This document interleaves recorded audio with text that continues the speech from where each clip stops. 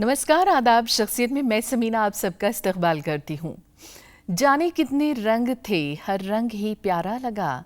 जाने कितने रंग थे, हर रंग ही प्यारा लगा। जब कभी मौसम सुहाना सा याद आ गया। गज़ल का एक सुनहरा दौर और उस दौर का बेहद हसीन सितारा है शख्सियत में आज हमारा मेहमान।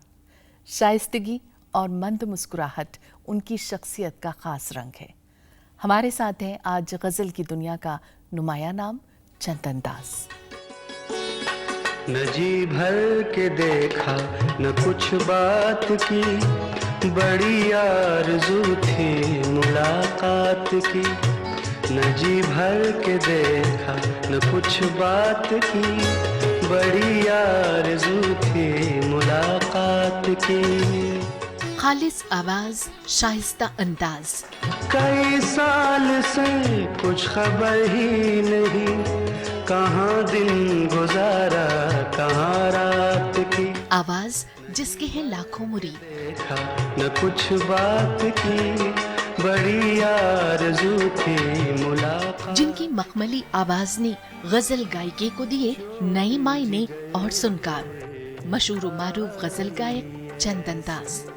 चोट जिगर पर खाई ऐसे, मैं जानूं या वो जाने। चंदन दास का जन्म 12 मार्च 1956 को पश्चिम बंगाल के मुर्शिदाबाद में हुआ।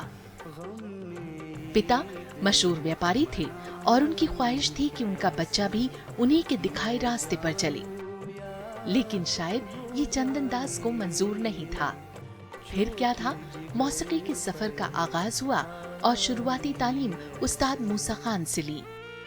आगे की तालीम दिल्ली में मशहूर हस्ती पंडित मणि प्रसाद से ली।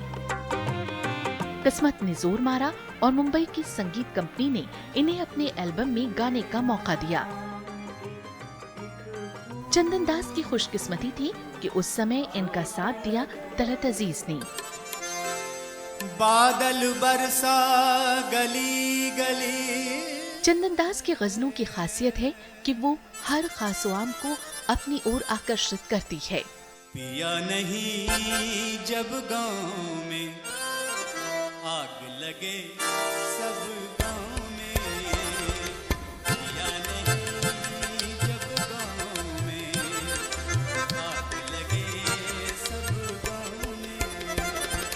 चंदन दास की खासियत रही है कि इन्होंने अपने समय के गजल गायकों की तरह अपने आप को नहीं ढाला, बल्कि अपने अंदाज में एक उम्दा जगह बनाई। यही वजह रही है कि 25 सालों बाद भी चंदन दास की गजलें आज भी दिल से निकलकर जुबां पर आ जाती हैं। मुलाकात कीजिए, इस तरह मोहब्बत की शुरुआत कीजिए। अपने इस तवील सफर में हम सफर यामिनी दास उनकी हम कदम रही और उनके संघर्ष और कामयाबी के दौर की साक्षी रही। चंदन दास के बेशुमार एल्बम उनकी कामयाबी की कहानी कहते हैं।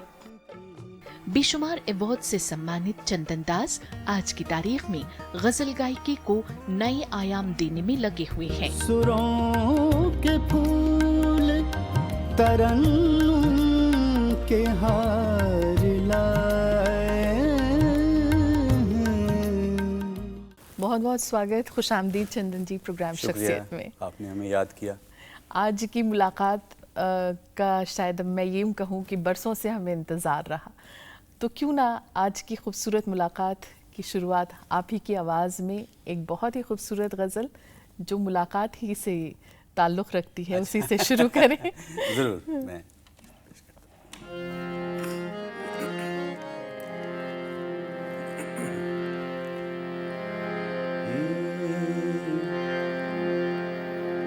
न जी भर के देखा न कुछ बात की, बड़ी आरज़ू थी मुलाकात की। कई साल से कुछ खबर ही नहीं, कहाँ दिन गुजारा कहाँ रात की, कहाँ दिन गुजारा, कहाँ रात की। बिल्कुल, बहुत खूबसूरत। शुक्रिया। बहुत सालों से हम इस गज़ल को सुन रहे हैं और आपकी आवाज़ को सुन रहे हैं। जी। जैसे कि आपने अभी अपनी गज़ल ही में कहा कि दिन कैसे गुजरा और रात कैसे गुजरी, एक बेहद लंबा तवील सफ़र आपने गुजारा इस गज़ल के सफ़र में। आज उन दिनों को याद करना चाहेंगे, कैसा रहा ये सफ़र? सफ़र कठिन तो था लेकिन मज़ेदार भी था। शुरुआत बहन गाती थी, वहीं से शुरू हुआ। मेरे ख्याल से उनका बहुत अहम रोल रहा आपकी ज़िंदगी में। जी हाँ, जो इंस्पिरेशन मुझे मिला उसी से ही मिला। मैं वहीं देखता था, वो गाती थी, शुरुआत वहीं से हुई, फिर सारेगामा शुरू हुआ, सब धीरे धीरे फिर आगे। चंदन जी, आपके वालिद साहब, आपके पिता जो थे वो आपको एक बिजनेसमैन बनाना चाहते थे, लेकिन आप आ गए संगीत की दुनिया में। जब तय किया तो क्या कुछ रिएक्शंस थे घर के अंदर? रिएक्शन ऐसे थे कि मुझे घर छोड़ना पड़ा और फिर मैं दूसरे सिटी में आ गया, मैं पटना आ गया। हमारे फादर के दोस्त थे, उनके पास फिर वहाँ मैं रहा और बस इसी तरह प्रैक्टिस चलता रहा और वहाँ मैं रेडियो से मैं जुड़ गया, ऑडिशन वगैरह दिया वहाँ पे, कैजुअल आर्टिस्ट की तरफ से मैं इस तरह से मैं वहाँ गाता रहा। वैसे जिस वक्त आप लोगों ने शुरू किया, मेरे ख्याल से रेडियो और फिर उसके बाद दूरदर्शन एक बहुत बड़ा माध्यम रहे, एक बहुत अच्छा प्लेटफॉर्म रहे। जी। उस वक्त की कुछ यादें हों तो हमारे साथ। तो मैं पटना से फिर मैं 3-4 साल के बाद मैं दिल्ली आ गया और दिल्ली में मैं यहाँ दूरदर्शन का 31st का प्रोग्राम बहुत इम्पोर्टेंट होता था उस टाइम, ब्लैक एंड वाइट में। बिल्कुल बिल्कुल। तो उस टाइम नैना देवी जी थी, उन्होंने मुझे बोला कि 31st के लिए आप यहाँ पे प्रोग्राम दीजिए और मैं प्रोग्राम दिया और लोगों ने सुना और मैं गालिब की वो गज़ल मैंने गाया था और लोगों ने इतना पसंद किया कि बस वहाँ से मुझे फिर थोड़ा छोटे प्रोग्राम्स मिलने शुरू हो गए। कभी कहीं प्रोग्राम, कभी कहीं प्रोग्राम, थोड़े से पॉपुलर हो गए थे मैं दिल्ली में उस टाइम पे। मुझे ये बताइए चंदन जी, हर कलाकार की ज़िंदगी में एक गाइडिंग स्टार होता है। आपकी ज़िंदगी में कौन रहा, कब रहा और कैसा था वो? मेरी जब शादी हुई, मेरी वाइफ जो है, मेरा हमेशा मुझे दिल्ली से हमेशा वो कहती थी हमेशा कि तुम बॉम्बे जाओ, वहाँ स्ट्रगल करो, वहाँ पे हम चाहते हैं कि धीरे धीरे वहाँ पे तुम्हारा रिकॉर्ड बने। उस टाइम पे एलपी रिकॉर्ड आता था। तो तलत अजीज साहब दिल्ली आए थे परफॉर्म करने के लिए, तो उन्होंने मुझे कहीं सुना था और वो मेरे पास आए और उन्होंने कहा कि अगर आप इंटरेस्टेड हैं तो आपको मैं बॉम्बे बुलाना चाहता हूँ, म्यूज़िक इंडिया कुछ नए लोगों को प्रमोट कर रहे हैं। बस इसी हिसाब से फिर मैं बॉम्बे चला गया और तलत अजीज साहब ने म्यूज़िक इंडिया मुझे लेके गए खुद अपने आप ही। बहुत बड़ी बात है ये, बहुत बड़ी बात। एक कलाकार दूसरे कलाकार को मैं अभी भी उनके बहुत एहतराम करता हूँ और दिल में बहुत ही उनके लिए एक अलग जगह है। उसके बाद फिर मेरा पहला एल्बम 82 में आ गया, इंट्रोड्यूसिंग चंदन दास के नाम से। अच्छा, इंट्रोड्यूसिंग चंदन दास, ये पहला एल्बम था मेरा। कौन सी गज़ल उसकी आपको बेहद पसंद रही?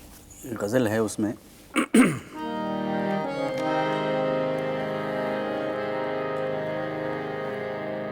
ये चराग बेनज़र है,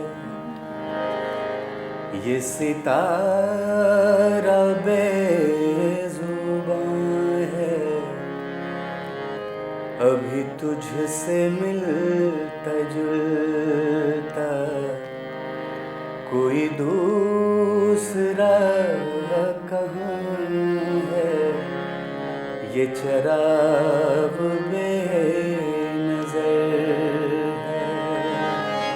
बड़ी सहजता से आप पेश करते हैं और मतलब आपके लिए ये अक्सर कहा जाता रहा कि गज़ल में जो छोटे छोटे से शेर हैं आपकी और बहुत आसान ज़बान जो हर आदमी समझ सकता है। क्या है कि जो भी मैं सिलेक्ट जब भी करता हूँ मैं आम ज़बान में जो हम बात करते हैं, आसान लफ्ज़ हो, उसकी मीनिंग गहरा हो। और सबसे पहले मैं डॉक्टर बशीर बदर को मैंने सबसे ज़्यादा मैंने एल्बम में गाया। अच्छा, मेरे आसान फेवरेट ज़ुबान। शायर हैं। अच्छा, आसान ज़ुबान और बहुत गहराई है गहराई उनकी। है उसमें। मुझे ये बताइए चंदन जी, पटना से दिल्ली, फिर दिल्ली से मुंबई, जी। एक अच्छा खासा लंबा सफ़र रहा, रास्ते में कुछ दुश्वारियां तो पेश आई होंगी।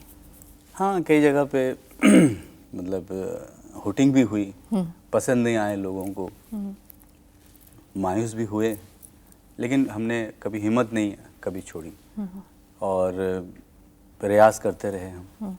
और धीरे धीरे कभी ये प्रोग्राम, कभी किसी प्रोग्राम में तो बहुत ही अच्छा रिस्पांस मिला, तो हिम्मत और बढ़ जाती थी। जिसे हम कहते हैं ना पहला बड़ा पब्लिक परफॉर्मेंस, जी, वो मैंने कब हुआ? पटना में किया था। अच्छा। IMA हॉल था, हाँ। उसके नाम से वहाँ पे प्रोग्राम था, मेरा था और जनाब गुलाम मुस्तफ़ा खान साहब, उनका क्लासिकल, हम अच्छा। लोग थे, वो क्लासिकल गाए और मैं गज़ल गाया। तो सबसे पहला प्रोग्राम मेरा पटना में ही था। कैसी ऑडियंस है वहाँ? बहुत अच्छी ऑडियंस। चंदन जी, जैसे आपने कहा कि आपका पहला एल्बम इंट्रोड्यूसिंग चंदन दास निकला, फिर उसके बाद कौन कौन से एल्बम्स आए जिन्होंने मेरे ख्याल से दीवानगी, मुझे याद आ रहा है नहीं, इस वक्त दीवानगी और ने मैंने 82 से लेकर मैंने 10 साल तक म्यूज़िक इंडिया के साथ काम किया। आप कॉन्ट्रैक्ट पे रहे? कॉन्ट्रैक्ट पे रहे। अच्छा। तो हर 3 साल के बाद हमारा कॉन्ट्रैक्ट रिन्यू होता था। तो उसमें कितने ही रंग के नाम से आया, गज़ल उसने छेड़ी, फिर तमन्ना, उसके बाद काफ़ी सारे इस तरह, अरमान। नाम जो रखने का सिलसिला है या गज़लों की जो पसंद है, जी। उसमें आपको कितना इख्तियार मिला?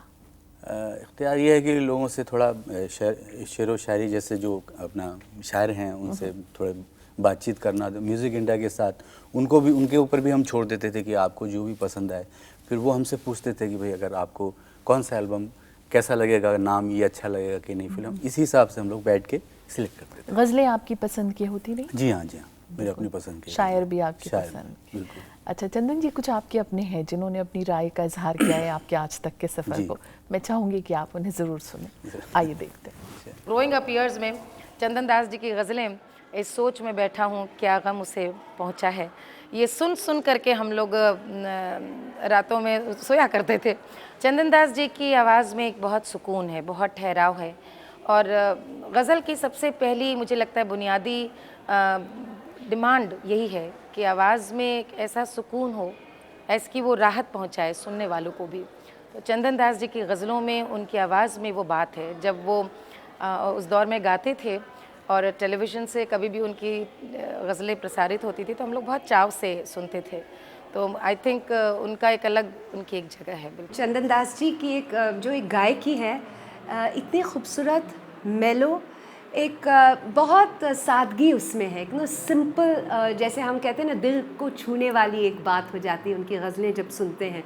शांत स्वभाव के हैं, इसलिए उनकी गज़लों में भी एक सुकून है। इतने सालों से गज़लें गाई हैं और दुनिया में इतना मकाम पाया है।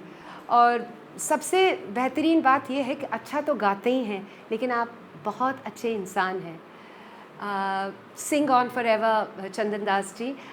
हमें खूबसूरत यादें हैं जब हम लोग साथ प्रोग्राम्स करते हैं, ख़जाने में जब हम लोगों ने साथ गाया था, और ख़ास तौर से रायपुर का वो शाम जब दुष्यंत कवि जी के लिए हम लोगों ने एक गाना भी गाया था साथ में एक एल्बम में। तो बस हमारी यही खुदा से यही दुआ है कि आप इसी तरह से लोगों के दिल जीतते रहें और इसी तरह से बहुत अच्छा गाते रहें। क्या कहना चाहेंगे इनके लिए चंदन जी? मैं तो वैसे भी पिनास का बहुत शुरू से मैं फ़ैन था। शुरू में इनकी जो एल्बम आया, मैं तो फिर को सोचा कि किससे वो सीखती हैं, इनकी जो गुरु हैं। मैं भी उनको बहुत ही मैं मानता हूँ, मधुरानी जी, मैं बहुत इज्जत करता हूँ, और पिनास जी का तो खैर जवाब नहीं है। तो चंदन जी, बातचीत का सिलसिला हम आपसे जारी रखेंगे। ले रहे हैं एक छोटा सा ब्रेक, हाजिर होते हैं बस थोड़ी देर में। आप देखते रहिए शख्सियत। और ब्रेक के बाद शख्सियत में आपका एक बार फिर स्वागत है। हमारे साथ हैं आज चंदन दास जी। चंदन जी, ये बताइए कि गज़ल की एक अलग ऑडियंस है और वो ऑडियंस बहुत और दूसरे संगीत के साथ तालमेल नहीं बिठा पाती है। आज जो चलन चल निकला है, बहुत और दूसरे तरह के संगीत आ गए हैं, गीत आ गए हैं जिसमें बहुत शोर भी है और बहुत जल्दी लोगों को अपील भी नहीं करता है।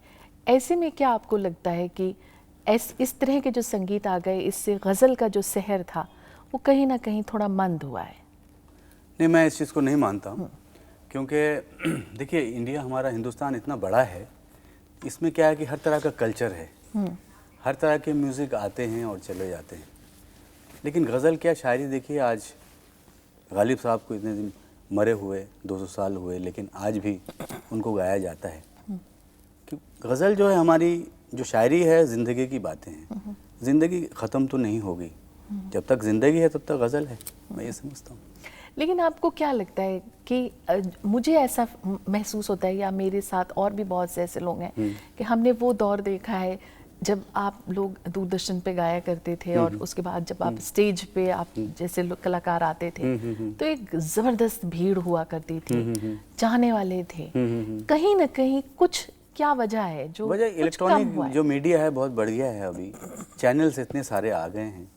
पहले तो सिर्फ दूरदर्शन ही था, तो मजबूरी में भी देखना पड़ता था, तो हमारे ऑडियंस तो बन ही जाते थे। आज क्या है, रिमोट है हाथ में, आप कहीं भी आप चले जाइए, न्यूज़ देखना है, क्या देखना है आपको, कोई भी आप चैनल में आप देख सकते हैं। तो इसलिए भी थोड़ा सा बढ़ गया है। लेकिन फिर भी जिनको शौक है, आज मैं जाता हूँ प्रोग्राम में, लेकिन यंग लोगों को भी मैं देखता हूँ कि इतना शौक है, शौक से सुनते हैं। मतलब 50% तो यंग ही होते हैं वहाँ पे। तो क्यों ना फिर कुछ सुनाइए। खुशबू की तरह आया वो तेज हवाओं में, मांगा था जिसे हमने दिन रात दुआओं में। खुशबू की तरह आया वो तेज हवाओं में। बहुत खूबसूरत और बहुत ही खूबसूरत अल्फाज भी। मुझे ये बताइए कि हम सब की ज़िंदगी में कोई ना कोई एक ऐसा दौर ज़रूर आता है जब हम अपनी ज़िंदगी में कोई सबक हासिल करते हैं। कोई ऐसा सबक जो आपको याद आता हो? सबक तो ऐसा है कि यहाँ से जब मैं बॉम्बे गया तो मुझे रहने की मेरे पास कोई जगह नहीं था। तो मैं एक दोस्त के यहाँ ठहरा हुआ था, और मैं रियाज़ करता था, मैं जो भी गाना गाता था उनको पसंद नहीं था। तो वो हमेशा सुबह उठ के बोलते थे, क्या ये तुम, जब ये मेरा दिल नहीं करता, तुम क्या ये सुबह से लेके शुरू हो जाते हो टाँ, ये मेरे को पसंद नहीं है भाई, ये सब नहीं चलेगा यहाँ पे, तुमको रहना है तो आराम से रहो यहाँ। और फिर मैं बहुत मुश्किल में पड़ गया, मैं क्या करूँ। फिर मैं किसी दोस्त के पास गया अपने, वहाँ मिलने वाले, तो बोले ठीक है तुम मेरे पास आ जाओ। तो वहाँ गया तो वहाँ भी कुछ ऐसा माहौल था कि हम गाना नहीं गा सकते थे। अच्छा। सिर्फ रह सकते हैं आप, गाना नहीं गा सकते। और मेरा तो बिल्कुल तबीयत ऐसा बिल्कुल घुटन हो रही थी, क्या करूं। तो वो मुझे ये हुआ कि मतलब बॉम्बे में रहने के लिए जो है इतनी प्रॉब्लम है वहाँ पे कि कोई जगह मिल जाए, तो वो एक तरह का एक सबक है कि मतलब कितनी ज़रूरी है इंसान के लिए वो एक जगह। वो जगह नहीं मिला। फिर काफ़ी देर के बाद मुझे अलग से एक कमरा मिला जिसमें हम रियाज़ कर सकते थे। तो इतना मुझे सुकून मिला फिर उसके बाद, लेकिन वो लग गए कम से कम 1-1.5 साल उसमें लग गए मुझे। फिर आपने सबसे पहले तो अपना घर ही बनवाया होगा। कोशिश किया मैंने कि मैं कैसे भी करके मैं घर लूँ, अपना लूँ, अपना हो मेरा। मुझे ये बताइए कि फिर आप फिल्मों से भी जुड़े। जी। वो आपका तजर्बा कैसा रहा फिल्मों में काम करने का? फिल्मों में क्या है कि मैंने 2 पिक्चर में गाया था, हालात में और जान लड़ा देंगे। उषा जी के साथ, उषा खन्ना जी म्यूज़िक डायरेक्टर, उन्होंने बुलाया था मुझे, निदा फाजली का कलाम था। और पहली बार जब मैं रिकॉर्डिंग मैंने किया इतने म्यूजिशियन के साथ, तो पहले तो मेरी आवाज़ ही नहीं निकल रही थी क्योंकि क्योंकि बहुत सारे मतलब 50-60 तो वायलिन होते थे उस टाइम पे फेमस स्टूडियो में, और उसके साथ गाना इतना मुश्किल था। लेकिन उषा जी ने मेरे को इतनी अच्छी तरह से उन्होंने मेरे साथ वो पेश आई और इतना हिम्मत दिया मुझे कि मैं गा पाया। तो जब मैं वो गा लिया जब और गाना अच्छा हो गया, जब सुना मैंने बाद में, तो इतना अच्छा एक्सपीरियंस हुआ कि जब कोई भी फिर रिकॉर्डिंग होता था फिर मुझे घबराहट नहीं होती थी। अच्छा, आराम से बिल्कुल। आपको क्या लगता है कि जो आज का जो दौर है जिसमें जो गीत आ रहे हैं या जो संगीत आ रहा है, क्या उसमें कोई बदलाव की ज़रूरत है? क्योंकि अदायगी देख लीजिए, बोल देख लीजिए। कभी कभी देखिए, अब फिल्मों की जहाँ तक बात है, कभी कभी गाने अच्छे तो आ ही जाते हैं, तो हमेशा ही रहा है ऐसा पिक्चर पे, ऐसी कोई बात नहीं है। कभी कभी अच्छे गाने तो आ ही जाता है। सब गाने अच्छे नहीं होंगे, हर एक दौर आता है, हर टाइम का एक दौर होता है। तो आज जैसा दौर चल रहा है वो भी अच्छा ही है। चंदन जी, कुछ और आपके अपने हैं जिन्होंने अपनी राय का इजहार किया और मेरे ख्याल से जिनसे हम अब आपकी मुलाकात कराने जा रहे हैं वो आपकी ज़िंदगी में एक बहुत अहम रोल निभाती है। आइए देखते हैं। पहली बार हमारे घर आए थे और मैं आपको मिलने के लिए आई थी, आपको देखने के लिए आई थी। आप मुझे गाना सिखाने के लिए आए थे और एक हफ्ते के बाद ही मुझे पता चल गया था कि यही है जिनके साथ या तो ज़िंदगी बीतेगी और या इनकी याद में मैं रोऊंगी। मुझे अच्छी तरह से पता चल गया था उसी दिन, लेकिन मुझे खुशी है कि मुझे रोना नहीं पड़ा और आपका भोलापन, आपका संगीत आज भी मेरे दिल को उतना ही टच करता है। मुझे जब हमारी नई नई शादी हुई थी तो मैंने किसी को बोला था कि मुझे आपका रियाज़ करना बहुत अच्छा लगता है और जो आप घर में गाना गाते रहते हो मुझे बहुत अच्छा लगता है। तो उस वक्त मेरे दोस्त ने बोला था कि बहुत जल्दी तुम फेड अप हो जाओगी इस चीज़ से और कहोगी कि कभी तो गाना बंद करो, लेकिन आज तक ऐसा नहीं हुआ। एवरीडे आपका रियाज़ उतना ही स्पेशल है मेरे लिए और आप भी उतने ही स्पेशल है मेरे लिए। ब्यूटीफुल। बहुत ही खूबसूरत बात। आप मतलब बहुत बड़ी बात है बीवी जब इतने खुलकर तारीफ कर दे तो। इनके बारे में बताइए कुछ। जब से शादी हुई है, मतलब मुझे यह है कि कोई भी मेरे को टेंशन नहीं देती है। मुझे ये सोचना नहीं पड़ता कि घर में क्या हो रहा है क्या नहीं हो रहा है। तो चलते चलते आपकी पसंद का एक फिल्मी गीत ज़रूर सुनना चाहेंगे।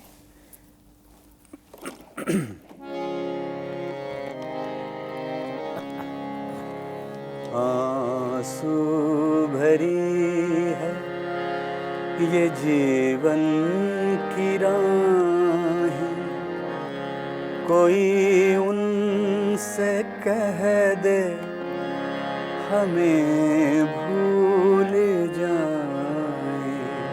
आंसू भरी है ये जीवन की राहें, कोई उनसे कह दे हमें भूल जाए।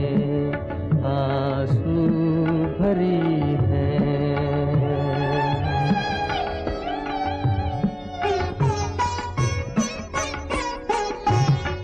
वादे भुला दे, कसम तोड़ दे वो,